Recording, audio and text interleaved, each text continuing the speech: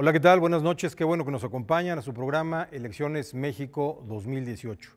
En esta ocasión vamos a hablar de un tema importantísimo en la agenda pública y es relevante por el nivel tan alto que tiene en las diversas estadísticas, tanto nacionales como internacionales, de un tema que a todos nos afecta en nuestras vidas cotidianas.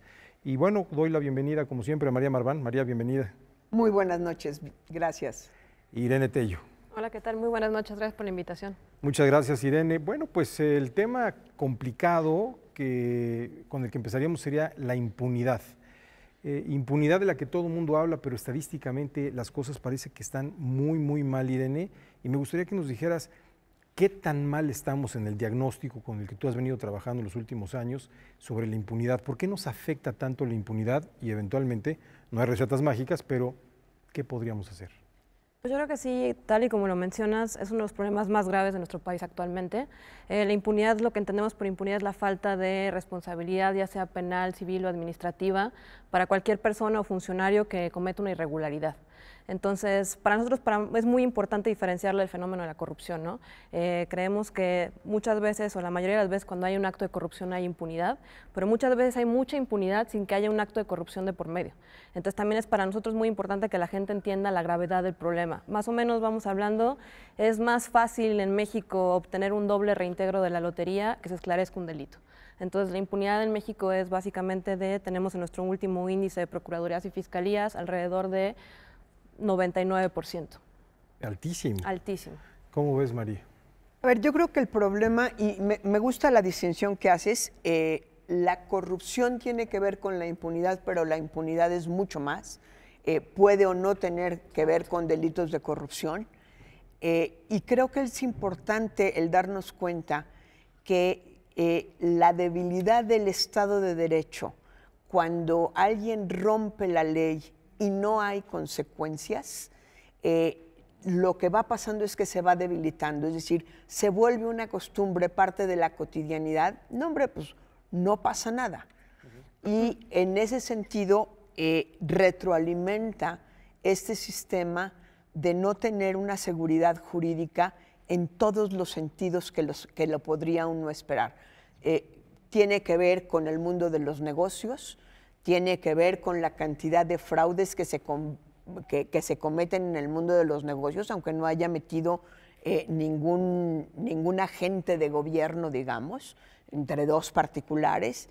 Tiene que ver con infracciones de tránsito y, en su extremo, tiene que ver con el saber que en un asesinato la posibilidad de que te denuncien es mínima, la capacidad de investigación es bastante limitada y, por tanto, la posibilidad de pagar por una cosa como un asesinato, pues sabes que la llevas casi a la segura. Hay una cifra que me deja pasmado. Según el Índice Global de Impunidad, México 2018, supuestamente 93 de cada 100 delitos que se cometen en el país no son denunciados. No son denunciados. Y del universo de los que sí se denuncian, menos del 4% acaban en sentencia, que no quiere decir que es condenatoria. Entonces, al final del día, la impunidad se vuelve casi absoluta. ¿Qué está pasando? No, y además, como dices, ¿no? Solamente ahorita estamos hablando de la parte penal, ¿no? Para nosotros es muy importante que la gente entienda, una cosa es la parte penal y sí es una desgracia porque sí creemos que hay un cuello de botella en los ministerios públicos y las fiscalías. Desgraciadamente, como dices, hay tanta falta de confianza porque se ve que no está pasando nada, que tenemos una cifra negra altísima, que ya de por sí, si tienes tanta cifra negra, tienes muchos delitos que ya no se investigan y de los que sí se denuncian, pocos se empiezan a investigar y muy pocos se esclarecen, que es decir, que el Ministerio Público determine que hay un culpable y no solamente que determine que hay un culpable, sino que lo puede encontrar, ¿no? Que también es lo que hemos visto en las investigaciones. Ahora, por la parte administrativa también lo que tenemos es que las irregularidades de los funcionarios públicos, de 100 irregularidades, solamente la Secretaría de Función Pública puede sancionar 8.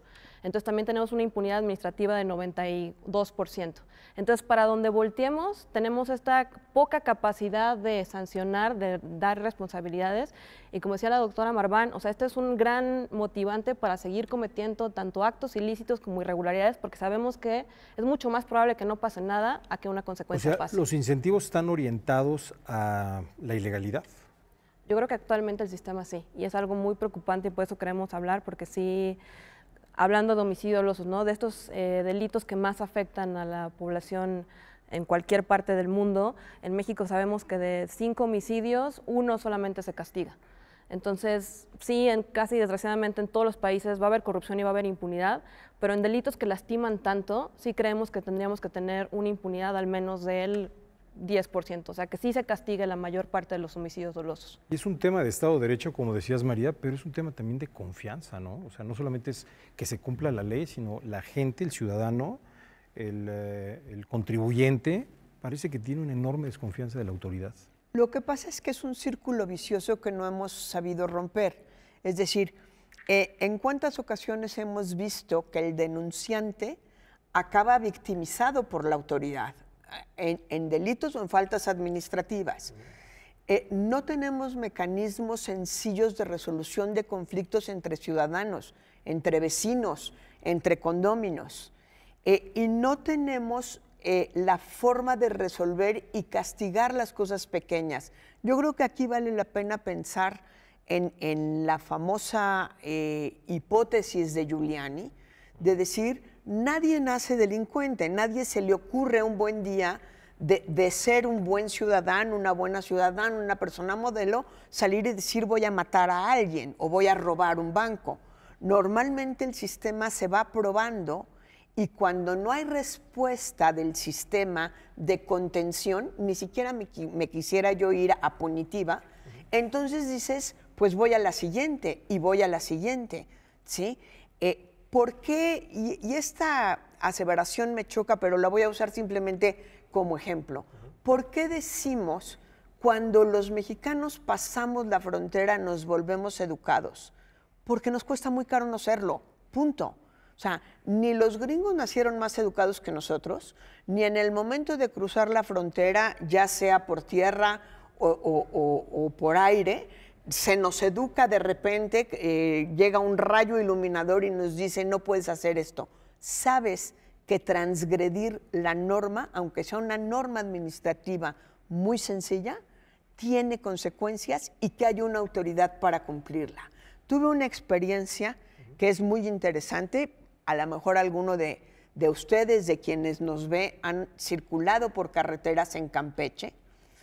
Cada X kilómetros, pero bastante seguido, hay un letrero que dice prohibido tirar basura, 10,000 pesos de multa. Si no tiene dinero, 48 horas de cárcel. La limpieza de las carreteras de Campeche realmente es algo que resalta, por lo menos cuando yo pasé por ahí, que fue hace como 8 años, que resalta sobre el resto de las carreteras del país. ¿Pero es suficiente con información, digamos, vial o qué se necesita en los estudios que has hecho, Irene, para revertir estados tan caóticos producto de la impunidad, para restablecer cierto orden y vivir bajo mínimas reglas de convivencia por medio de la ley? Pues yo sí creo que tiene que tener el Estado la capacidad de efectivamente imponer sanciones. Lo que vemos nosotros es, para el lado penal, es sobre todo cambiar los modelos de gestión de procuradurías y fiscalías. Estamos en medio de la transición de una procuraduría y una fiscalía general, pero sí lo que vemos es que si ellos no tienen modelos de gestión, incluso de aprender a atender de forma rápida a los denunciantes, lo que nosotros sacamos es que en promedio, aproximadamente promedio nacional, para que una denuncia pueda ser levantada son 132 minutos. Ese es el promedio. Nos podemos ir hasta 200 en los estados más bajos, como hasta Baja California, que puede atender incluso en 17 minutos. Entonces hay buenas prácticas que se podrían ir empezando a practicar para que la gente recupere la confianza en estos sistemas que ahorita vemos que están desbordados. ¿Y has visto algún programa en alguna práctica, no solamente en materia penal, sino administrativa, que haya revertido estos temas de impunidad en México? Pues además del modelo de gestión, sí creemos que el modelo de investigación tiene que cambiar completamente en México. Sí, justo con el sistema de nuestro sistema penal acusatorio, sí creemos que las policías ya tienen una labor muchísimo más fuerte, que todavía no vemos la capacitación que necesitan para realmente ser los primeros respondientes y los que se van a dedicar de levantar la investigación. Entonces sí creemos que si no se ponen en contacto todas las áreas que tienen que ver con la resolución o el esclarecimiento de un delito, muy difícilmente vamos a poder revertir esta espiral de violencia en la que estamos. Oye, María, y en el tema de la impunidad, ¿es un tema presupuestal, es un tema cultural, es un tema de voluntad? ¿Por dónde andamos para empezar a buscar luz en esta oscuridad tan compleja? A ver, cuando uno dice que es un tema multifactorial, normalmente dice no puedo explicarlo, pero sí creo que hay que entenderlo como un tema complejo. Creo que es un tema en el que tenemos que poner atención en este proceso electoral, no solo a lo que propongan los candidatos presidenciales, sino también a lo que se proponga a nivel de gubernaturas y a nivel de presidencias municipales. En Colombia, por ejemplo, las prácticas municipales y las propuestas municipales han sido fundamentales para cambiar conductas de la sociedad en términos de respeto a las normas. Por supuesto, hay que pensar en la en la Procuración de Justicia, que sí le toca al presidente. Hay que pensar en la forma de investigación de los delitos, la capacitación de las policías, pero también hay que pensar a nivel gubernatura y a nivel presidencia municipal cómo vas obligando a que se vayan cumpliendo las normas, desde las más sencillas hasta, por supuesto, lo que está codificado y tipificado en el Código Penal. Pero creo que sí tenemos que empezar por una claridad en donde todas las personas sepan que si violan una norma, pasarse un alto, tiene una consecuencia. Hay una consecuencia. Y sí se puede cambiar. Para mí el ejemplo en el que se puede cambiar es el alcoholímetro. Claro. Se involucraron claro. muchas autoridades, no es tan fácil sobornarlas, supongo que debe haber algo de corrupción, finalmente, porque la corrupción no se elimina en el mundo. En Finlandia hay corrupción, pero es mínima. Pero la gente sabe que si te pescan con el grado de alcohol que no se permite, vas a ir al Torito o a la curva, como se llama en la zona metropolitana de Guadalajara, y esto se ha implementado en otros lados. ¿Por qué? Porque sí te pescan y sí tiene consecuencias. Y tenemos que empezar desde lo pequeño. Yo diría, pero eso no les toca, bueno, también le toca, yo diría inclusive desde la escuela. O sea, si lo pensamos en términos de Secretaría de Educación Pública, creo que tiene que haber consecuencias específicas para faltas específicas de los niños proporcionadas. Yo no digo que un niño que se robó un suéter o que se robó un lápiz lo deje sin escuela para el resto de la vida. O que se le corte la mano. O que se le corte la mano. Pero tiene que haber consecuencias proporcionadas y no es la misma la de un niño de primero de primaria que la de uno de sexto de primaria, que la de alguien que ya maneja, que la de alguien que se está pasando un alto. ¿Tienes registrado algún ejemplo internacional comparado de algún país que tenía severos problemas con la impunidad y que de repente hicieron programas, reformas y que eventualmente fueron revertiendo esas tendencias negativas de impunidad? Pues ahorita más bien lo que estamos haciendo es un análisis de gasto, de cómo funcionan sus procuradurías, como tal ejemplo de que hayan revertido, sobre todo tenemos estatalmente, ¿no? Si vemos en los estados, o sea, los estados que más han implementado el sistema penal acusatorio son los que están a la alza de lograr intentar revertir estos fenómenos de impunidad, sobre todo en ciertos delitos, que es como homicidio doloso, ¿no? Pero sí creo que ahorita nos corresponde, independientemente de hacer el comparativo internacional, fijarnos en lo que tenemos que hacer aquí como, porque luego también es engañoso, ¿no? Compararnos dependiendo de qué país, ¿no? O qué tanta similitud hay o no. Entonces sí, para nosotros es más un esfuerzo de ver estatalmente qué estados están a la cabeza, quién lo está logrando, porque sí creemos que también es mucho de voluntad política. Como decía la doctora Marván, o sea, a veces también es de que ni siquiera en los planes estatales de desarrollo tenemos la palabra impunidad como un eje estratégico, ¿no? Todavía siempre es impunidad abajo de corrupción. Entonces, si no se le dedica, si no están en el plan estatal de desarrollo, ni siquiera ellos pueden determinar el presupuesto para tanto seguridad pública como procuración e impartición de justicia tengan el presupuesto necesario para intentar revertir este fenómeno. Porque lo que veo, María, por lo que veo es tan grave el tema que es política de Estado obligadamente, ¿no? O sea, para cualquier candidato y que sea el presidente, me queda claro que es un tema de política de Estado. Yo creo que tiene que ser política de Estado y por eso precisamente te decía, creo que tenemos que ir pensándolo en términos de rebanadas, en términos de competencias, ¿qué le debe tocar a la federación? ¿Qué le debe tocar a los gobiernos locales de los gobernadores? Claramente, si hay diferencias entre un estado y otro, quiere decir que unos estados algo están haciendo bien. Claro. Veamos qué están haciendo bien. ¿Y qué le tiene que tocar también a los municipios? Porque la impunidad va desde depositar la basura de mi casa fuera del lugar, irla a depositar a una esquina porque no pasó el camión o porque no hay camión de basura, hasta las cuestiones penales que tienen que ver con corrupción de gobierno, pero también que tienen que ver con los niveles de violencia a los que hemos llegado. Si yo sé que entro a robar a un lugar y nadie me va a castigar, pues ¿por qué no? Pues Claro. ¿por qué no? Sí, el incentivo es altísimo. La verdad es que uno sí se pregunta si la impunidad no es primo hermano del estado de naturaleza del que nos hablaba Hobbes en el Leviatán. Claro. Y esa es la preocupación. Sí, es la ley del más fuerte. Es la ley del más fuerte, del más vivales, del más del vivales, que agandalla no batalla. que no tranza no avanza. ¿Sí? Aunque no tenga que ver con corrupción de gobierno. Y ahí a mí sí me gustaría oír y ver propuestas. Finalmente, los presidentes municipales están haciendo campaña, los candidatos a presidentes municipales, los candidatos a gobernadores están haciendo campaña, el presidente, por supuesto, pero también los legisladores. Claro, es políticas públicas, pero también leyes. En el campo de los legisladores deberán de impulsar, sea porque hay una agenda legislativa con el nuevo presidente y el nuevo gobierno, algunas reformas que ustedes hayan identificado en sus estudios, o es nada más programas de política pública. Yo creo que son las dos. O sea, por ejemplo, tenemos ahorita el Sistema Nacional Anticorrupción, que bueno, el andamiaje como tal ya está hecho, pero haciendo una comparación entre la Ley General de Responsabilidades Administrativas, que es la nueva ley que se crea, la verdad es que sí vemos que independientemente que hay una muchísima mayor definición respecto a conductas que siempre se van a clasificar como graves de corrupción, sí vemos una serie de otras conductas que se pueden escapar por esta ley.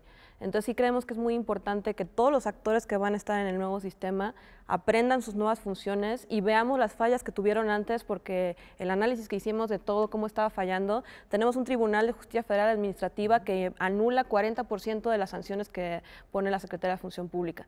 Entonces, 40%. 40%. Altísimo. Entonces también necesitamos saber nosotros como sociedad por qué estos casos están siendo impugnados y cuáles son las razones por las que se están yendo para atrás, ¿no? Porque sí, para nosotros es importantísimo. Si no tenemos funcionarios que realmente hagan bien su trabajo y que sepan que también si cometen irregularidades van a tener una sanción, pues no tenemos un servicio civil tan deficiente en el Ahora, país. esta cifra habría que ponderarla porque, digamos, en materia laboral, por ejemplo, la mayor parte de los juicios los ganan los trabajadores. Pero muchas veces porque se hizo mal la investigación y ya Exacto. llega muy adverso, ¿no? Entonces, no sé si este sea el caso también de ese 40%. Justo eso es lo que necesitamos saber, ¿no? O sea, las razones, tanto el tribunal como la Secretaría de Función Pública sí dice cuántos casos son impugnados y anulados, pues si no sabemos cuál es el razonamiento detrás para anularlo, puede ser que o sí fue una denuncia que estaba mal, que no tenía razón de ser, puede ser un posible acto de corrupción ya incluso ahí, o puede ser que sí las investigaciones estén hechas de tal manera que se caiga el caso al final en el tribunal, ¿no? Entonces, si no sabemos cómo ya de por sí están funcionando estos mecanismos que tenemos para sancionar funcionarios y servidores públicos, muy difícilmente vamos a poder meter esta inteligencia en el nuevo Sistema Nacional Anticorrupción. Yo creo que habría que agregar a este parámetro del que están trabajando y de estos asuntos del 40%, ¿cuántos se van al amparo? Exacto. Oye, María, ¿y tú crees que eventualmente haya posibilidad de que podamos revertir esto con el actual sistema de partidos que tenemos, en donde no se generan mayorías y difícilmente se pueden lograr acuerdos sustantivos para invitar a tener una nueva base jurídica, institucional, procedimental, que nos dé mejores elementos para combatir la impunidad? A ver, la verdad yo no creo que el problema sea que haya o no haya mayorías. La verdad es que uno debería de pensar, inclusive al contrario, que un Congreso en donde no hay mayorías, en donde tenemos oposiciones, debería de funcionar mejor y ser más exigente que un gobierno en donde el presidente tiene la mayoría en la Cámara de Diputados y en la Cámara de Senadores. Yo creo que más bien lo que tenemos es una absoluta incomprensión del papel que deben tener los partidos políticos de oposición, porque hemos pasado del obstruccionismo en los primeros años de Fox a la complacencia o a la complicidad es la palabra, ya desde finales de Fox, todo Calderón y todo Peña Nieto. No tenemos partidos de oposición. No tenemos mayoría, pero no tenemos partidos de oposición. No tenemos partidos que estén asumiendo la obligación de exigirle al Ejecutivo rendir cuentas. Es un drama. Es un drama. Porque ¿en dónde están los contrapesos? ¿En dónde está la resistencia civilizada que se da a través de los partidos por medio del Congreso? Es un drama y por eso me preocupa tanto que en este programa que estamos hablando de elecciones toquemos el tema, porque tan importante será nuestro voto por el presidente o presidenta de la República como por nuestros representantes y como por nuestro gobierno local, delegaciones o alcaldías que le llamamos ahora en la Ciudad de México, claro, o presidencias municipales. Claro que es un drama y tenemos que exigirles que funcionen de otra manera. Y eso se va a ver reflejado eventualmente en la Auditoría Superior de la Federación, pero de eso hablaremos en el próximo segmento. Y te quería preguntar también, Irene, ¿hay algunas prácticas que ustedes tengan identificados que sin necesidad de que se reforme la ley, programas, políticas públicas, generen mejores incentivos para la corrección de estos temas? Se me ocurre, por ejemplo, el tema de, como lo comentaba hace un momento María, del alcoholímetro. No necesitaste reformar la Constitución para hacer algo muy exitoso que evitó accidentes de tráfico, de tránsito, personas que se pueden poner en riesgo, no solamente el que va manejando, sino otras personas. Creo que fue un programa muy exitoso. ¿Tienes identificados algunas acciones gubernativas, de gobierno, que también se hayan implementado y que hayan generado más certidumbre sobre estos temas? Pues, por ejemplo, esto de, hablando a nivel de procuradurías y fiscalías, y vimos cómo se puede obtener una certificación para que el tiempo de atención a un denunciante sea menos de 17 minutos. Entonces, que uno llegue y en menos de media hora ya presente una denuncia, creo que es un gran incentivo para que la gente denuncie, primero que nada, ¿no? Okay. También vimos que Sinaloa, por ejemplo, tiene toda unidad de cumplimiento de policías que se dedican solamente a cumplimiento de órdenes de aprehensión.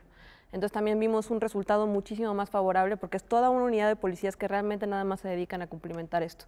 En la parte de administrativo lo que vimos es, si la Secretaría de Función Pública cobra las multas que está imponiendo, a veces la gente siempre piensa que los funcionarios tienen que ir a la cárcel y a veces funcionaría más o sería más disuasivo una multa bien aplicada que iniciar un proceso penal que probablemente acabe en nada. Efectivamente, yo coincido contigo. Yo creo que hay elementos en donde la disuasión genera persuasión para que hagamos cosas que lastimen el marco jurídico. Y finalmente, María, te quería preguntar, ¿has detectado en las plataformas político-electorales de los partidos algún rubro concreto para abatir y disminuir la impunidad? Creo que hay poco, porque precisamente la impunidad la puedes pescar por muchos otros lados. Claro. Por eso digo que sí tenemos que fijarnos en todos los niveles de gobierno y de representación popular que se están compitiendo. Hay un ejemplo que es muy impresionante de San Pedro de Sula en Honduras, si no me equivoco, sí, en donde dijeron, no tenemos tiempo para capacitar policías.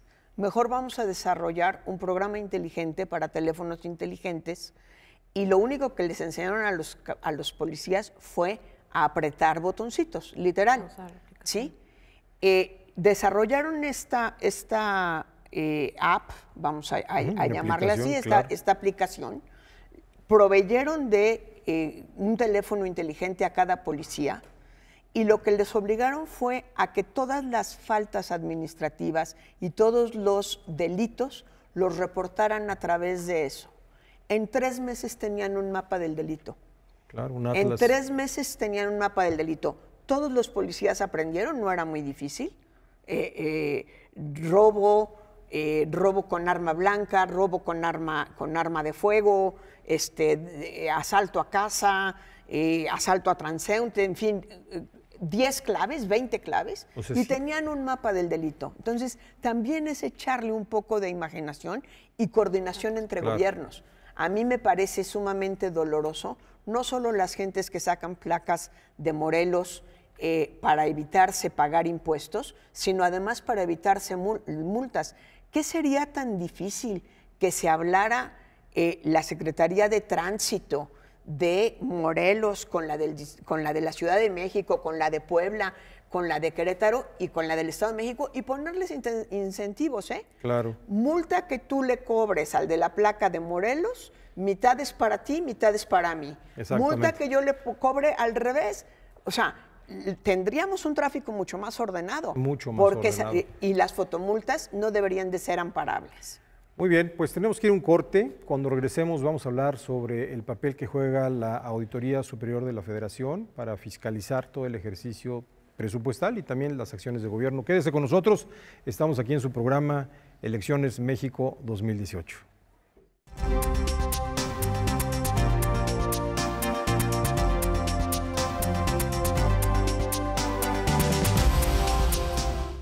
Qué bueno que siguen con nosotros. Vamos a hablar en este segmento sobre el papel que juega la Auditoría Superior de la Federación como uno de los diques fundamentales del andamiaje institucional que tiene el Estado mexicano, precisamente para fiscalizar el ejercicio de los recursos y también para limitar malas actuaciones de mal gobierno, corrupción, impunidad, etcétera. Los invito a que veamos el siguiente reportaje. La Auditoría Superior de la Federación es la encargada de fiscalizar el uso de los recursos públicos federales de los poderes ejecutivo, legislativo y judicial. También audita a estados y municipios y órganos autónomos, como la UNAM, IFAI, Colmex, entre otros. Su propósito central es verificar el cumplimiento de los objetivos contenidos en las políticas y programas gubernamentales, el adecuado desempeño de las entidades fiscalizadas y el correcto manejo del ingreso y gasto público. En el informe correspondiente a la Cuenta Pública 2016, la Auditoría Superior de la Federación entregó 1,865 investigaciones, de las cuales 1,709 se refieren a revisiones de cumplimiento financiero, 148 a auditorías de desempeño, 2 estudios y 6 evaluaciones de políticas públicas. Del total de auditorías practicadas a la Cuenta Pública 2016, el 72.9%, es decir, 1,361 revisiones, se realizaron a entidades federativas y municipios. Se llevaron a cabo 468 auditorías al Poder Ejecutivo, 23 a órganos constitucionalmente autónomos, 10 al Poder Judicial y 3 al Poder Legislativo, lo que da un total de 553 entes auditados. Bueno, María, pues llegamos a uno de los temas que a ti te gusta y que has señalado como fundamental para fortalecer las capacidades de la fiscalización que debe tener el Estado mexicano. ¿En qué estado nos encontramos con la auditoría y con sus capacidades? Mira, yo creo que la auditoría ha venido de manera sistemática haciendo cada vez mejor su trabajo. Creo que tienen un buen trabajo, además de un magnífico edificio allá en el Ajusco. Sí han venido fortaleciendo lo que hacen. A mí lo que me preocupa o donde se nos rompe el vínculo, y creo que es donde tenemos que pensar ahora nuestro voto, la Auditoría Superior de la Federación, en teoría, por ley, depende de la Comisión de Vigilancia. ¿Qué es la Comisión de Vigilancia? Un grupo de diputados, una comisión más dentro de la Cámara de Diputados, que tiene que revisar el trabajo que hace la auditoría y a partir de ello, en primer lugar, aprobar o no aprobar la cuenta pública. Y en segundo lugar, revisar de todas esas auditorías que tienen observaciones. Hay que reconocer, no todas las observaciones necesariamente tampoco son corrupción, porque si metemos todo en el mismo costal, acabamos no entendiendo nada. Hay cuestiones administrativas, hay cuestiones de forma, aclárame bien cómo se hizo esto, platícame un poco más del resultado de este programa, pero sí hay también denuncias y sí hay también cuestiones claramente de corrupción. Pero la Comisión de Vigilancia ha decidido trabajar en el país de brazos caídos y eso no se vale.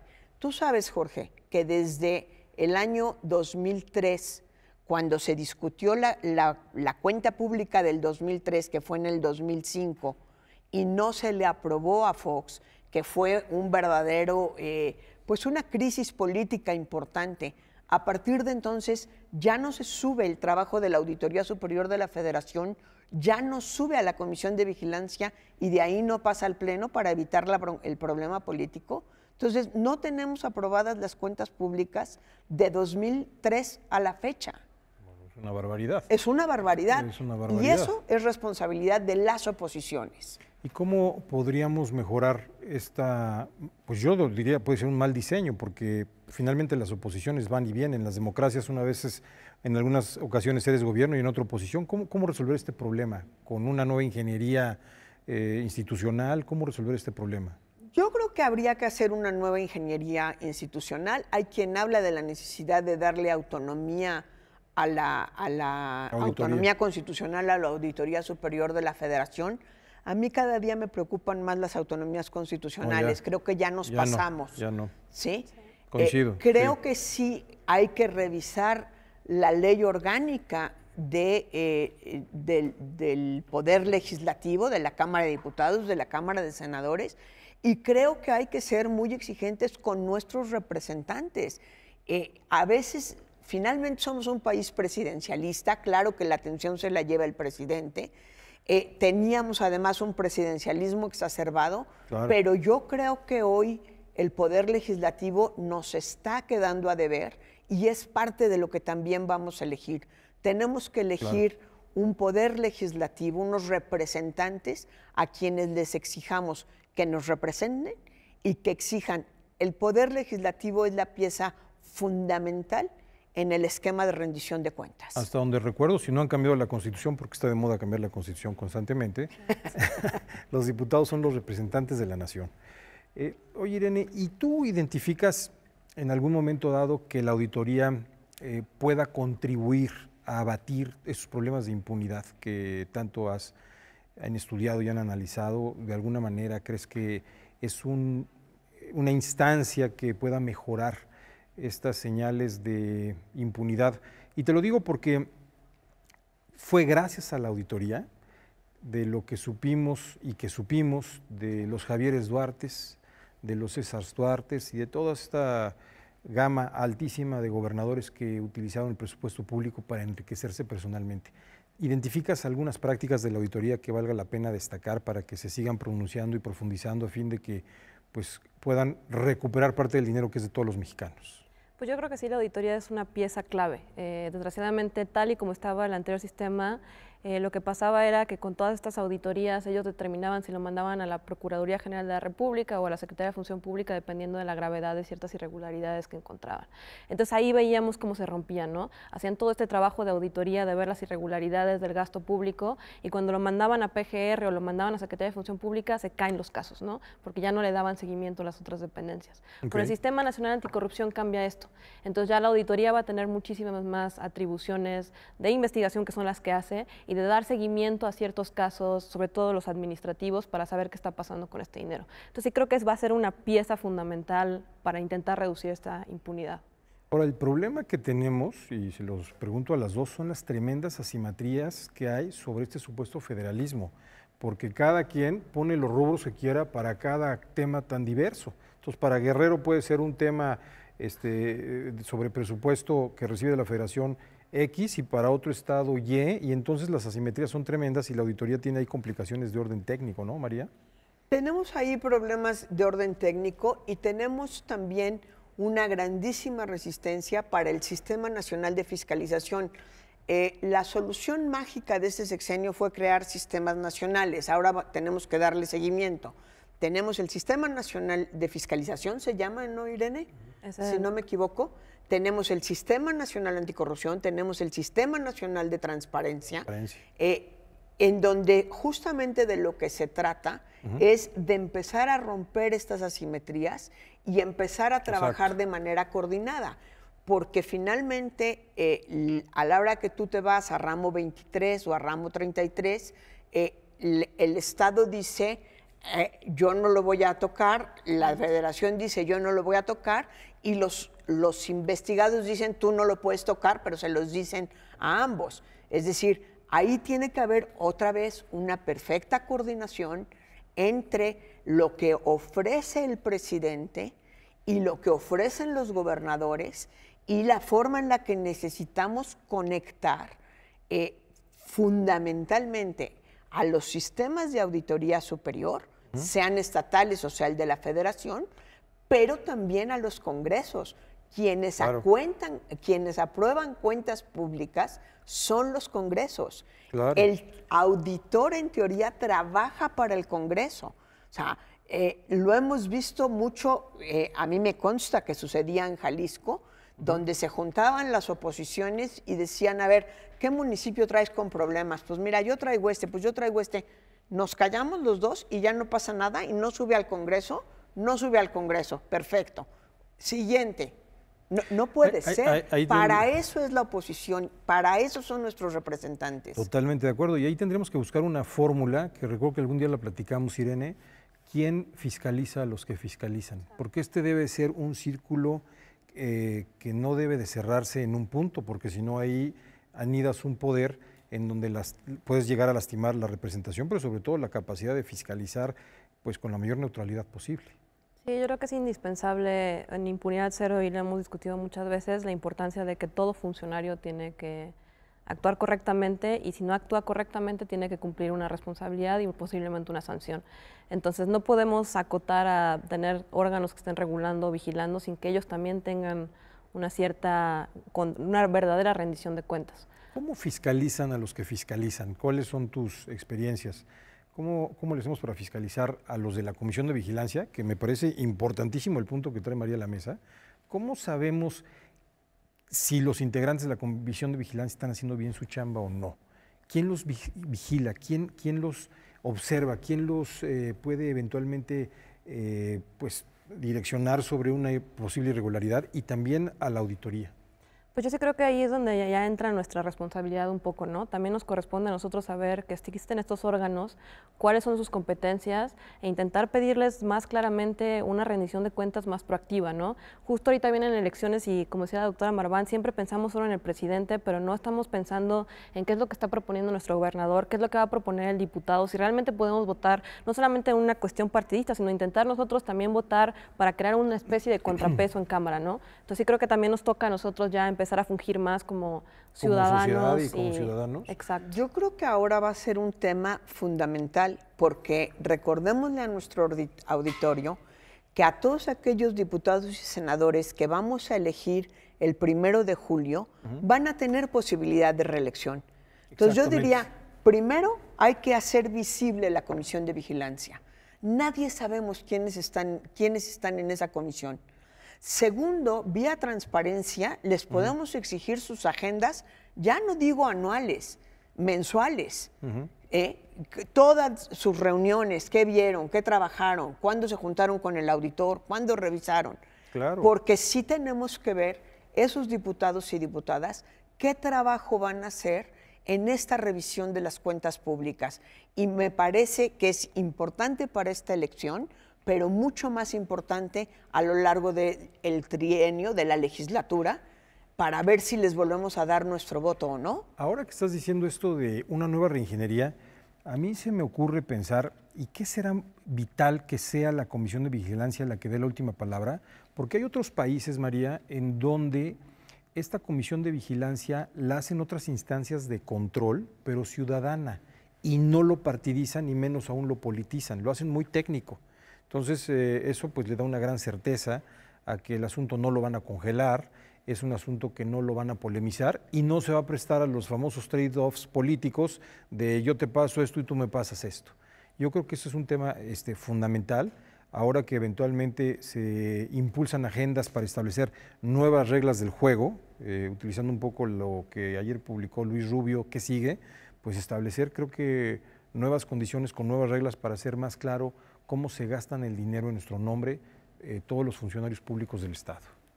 Mira, me preocupa la idea de una instancia ciudadana, porque volvemos a lo mismo. ¿Quién va a elegir a los ciudadanos? Los van a nombrar en el Congreso, van a hacer cuotas, va a haber componendas. Yo creo que sí tendríamos que exigirle a la Comisión de Vigilancia que funcione. Y si no, bueno, entonces de plano quitar la Comisión de Vigilancia dentro de la ley orgánica del Poder Legislativo. No me refiero a un órgano, digamos, permanente. Por ejemplo, la UNAM a un auditor independiente le da para que le revise la cuenta pública, su cuenta, ¿no? Independientemente de la cuenta que le tiene que dar a la Auditoría Superior de la Federación, a un despacho de contadores muy acreditado, que es elegido y designado por el Consejo Universitario, le da la cuenta para que haga una revisión precisa de cómo se ha gastado el dinero. Y creo que ha ayudado mucho, o sea, nada más se le contrata para un tema muy particular. Yo la verdad preferiría que los diputados hicieran su trabajo. O sea, pero el problema es que no lo han hecho. Bueno, pero vamos exigiéndoles que lo hagan. Para eso son, o sea, es que no podemos pensar que como no ha servido el sistema de pesos y contrapesos, que a mí me gusta llamarle sistema de controles y equilibrios, como no ha servido, entonces vamos inventando cosas por fuera y esto sigue sin funcionar. Yo sí creo que los partidos políticos en el proceso de transición nos han quedado a deber un poder legislativo que sirva para lo que debe servir. Fiscalizar el poder. Y tenemos que exigírselos. Si no, también vamos a encargar que alguien más nos haga las leyes. O sea, yo sí creo que hay que exigirles que hagan lo que tienen que hacer y el poder legislativo en México nos ha quedado a deber en el proceso de transición. ¿Tú consideras que sería factible esta idea de que eventualmente acompañaran, tal vez si no fuera único, acompañaran, como lo mencionabas hace un momento, en ánimo de transparentar cómo lo están haciendo a la Comisión de Vigilancia, a alguna instancia ciudadana, técnica? Sí lo veo factible, pero también entiendo este riesgo de seguir creando y que luego en el momento de elección nos damos cuenta que no acaban siendo tan ciudadanos, sino que tienen algunos compromisos detrás, entonces también veo este problema, ¿no? Por eso sí creo que es muy importante que también o sea, nosotros ni siquiera sabemos de estas instancias, no sabemos a qué se dedican, necesitamos empezar a informarnos más y exigirles y llevar un conteo de, no solamente cada vez que creamos que va a haber un albazo legislativo, sino realmente un proceso de parlamento abierto, ¿no? De estar más enterados de lo que pasa y tener, de cierta manera, más injerencia en las decisiones que se están tomando ahí. Ahora, acompañamiento te la creo, sustitución es lo que me da pavor. No, tal vez sustitución no, porque no puedes sustituir labores esenciales de la representación de la soberanía, pero un mecanismo que acompañe para transparentar y para fiscalizar al mismo tiempo tal vez valdría la pena, ¿no? Y para visibilizar a quien está haciendo malas cosas. Si no mal recuerdo, en Alemania, tal vez en el próximo programa lo podría aclarar con la audiencia, en Alemania o en Inglaterra, que es la figura del exchequer, tienen un mecanismo y tienen tanta claridad en la transparencia de sus prácticas que luego piden que instancias internacionales los auditen. Y no se rasgan las vestiduras de soberanía ni nada de eso. Están tan claros en lo que están haciendo que pueden pedir a una instancia internacional que les audite, a los auditores. Ahí no tengo ningún problema, pero volvemos un poco a lo que comentábamos en el bloque anterior, que tiene que ver con impunidad. Si impunemente un representante del pueblo no hace su trabajo, si con todo cinismo no hay quien se lo reclame, entonces tenemos un problema. Es decir, yo creo que hay que cerrar el círculo, obligándoles a que hagan lo que tienen que hacer y cobrándoles muy caro la factura, de tal manera que empiece a haber una suerte de ética pública y vergüenza pública por no cumplir con el trabajo. Recuerdo en alguna ocasión que hubo una sospecha de que estaban haciendo mal los miembros del Parlamento de Gran Bretaña porque estaban aprovechando el subsidio de renta y dijeron, me sale mejor rentar el departamento porque han subido tanto los bienes raíces en Londres, yo pago mi hotel. Con la sospecha, nada más la sospecha, renunció el Speaker of the House, que es el miembro del Parlamento que por excelencia lleva el orden allí. Claro. Necesitamos ir generando este nivel de vergüenza para que realmente empiecen a disminuir el cinismo de nuestros partidos políticos. Yo también creo que en la política la autoridad moral cuenta. Y esa es la que tenemos que generar. Y hay que generarla. Me recuerdo otra anécdota que recientemente fue difundida en redes sociales. Un ministro del gobierno de la señora May llegó 2 minutos tarde a una reunión en el Parlamento. Entonces, cuando le dan el micrófono, el señor ministro le ofrece una disculpa a la oposición en primer lugar y le dice, nosotros somos representantes de la nación y tenemos que tener los más altos estándares éticos. Por ello, les presento a ustedes mi renuncia. 2 minutos tarde. Y esto me lleva a un tema que platicamos mucho, María, con el profesor Sartori, a que también la cultura en la política cuenta para que hayan gobiernos que puedan ser mucho más eficaces, y no solamente por las reglas que te instituye una ley, sino también por los usos y costumbres de una sociedad pues mínimamente civilizada que respeta el poder, porque sabe que el poder forma parte de un entramado en donde la sociedad tiene un valor importantísimo. Desde luego, y esto nos lleva al tema que se está discutiendo al revés en este mundo, porque estamos en un mundo al revés, del fuero. Tenemos hoy día en el Senado, tenemos en la Cámara de Diputados, parte de las gentes responsables que escondieron a este diputado michoacano en la cajuela del coche para darle el fuero, para que no lo pudiera perseguir la justicia. Perdón, pero esas gentes se debieron de haber quedado sin ningún futuro político. Y hoy están en el Senado, ¿eh? Uno de ellos se arrepiente y lo ha dicho abiertamente, pero ahí está Alejandro Encinas. Pues sí, entonces, ¿dónde estamos? Lamentablemente, y lo hacen porque pueden. Exacto. Y porque no hay consecuencias. Y porque no hay consecuencias ni jurídicas, ni sociales, ni políticas. Ni políticas. No hay muerte civil que ahora dice Anaya. No estamos viendo qué es lo que va a pasar. Esa gente de verdad debería de quedar marginada. Y me preocupa mucho frente a la posibilidad de reelección.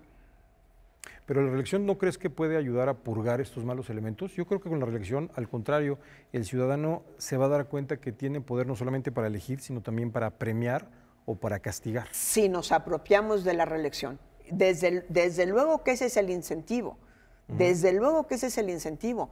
Pero para eso tenemos que empezarle a poner el cascabel al gato, empezar a seguir a nuestros representantes, empezar a seguir a las diferentes fracciones y empezar a evaluar de manera permanente, ahí sí, la sociedad, quién está haciendo bien y quién está haciendo mal su trabajo. Y no que venga la cúpula de un partido dentro de 3 años a decirme, ellos 3 que sí han repartido moches, los vamos a reelegir, y que no le entró a la mochada, no lo vamos a reelegir. Y eventualmente ahí la sociedad civil tendría que jugar un papel relevante, ¿no lo crees? Muy relevante. Yo creo que este tipo de estudios que nosotros estamos haciendo para intentar identificar en qué estaba fallando, ¿no? Como dices, esta muerte de los representantes, pues ya tenemos un sistema para eso. Si existe la destitución, si existe la inhabilitación, el problema es que no se aplican estas sanciones.